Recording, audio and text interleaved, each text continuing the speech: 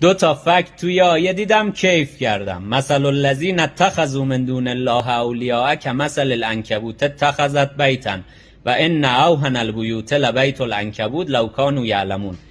میگه مثل کسانی که غیر خدا رو به دوستی و سرپرستی گرفتن مثل خونه‌ایه که عنکبوت بسازه و یقینا سست‌ترین خانه ها خانه عنکبوت اگر بدانن.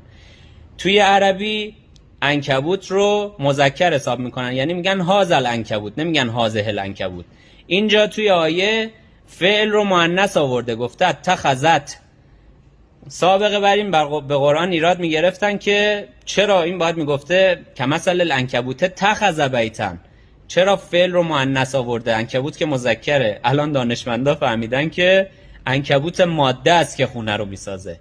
تو قسمت دوم آیه که گفته سست‌ترین خانه ها خانه عنکبوته، عنکبوت نر بعد از جفتگیری توسط عنکبوت ماده کشته میشه و میخورش.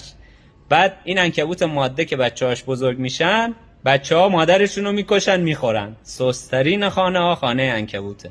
اون مثل اون کسی که غیر خدا رو به دوستی و سرپرستی بگیره مثلش میشه مثل خونه عنکبوت.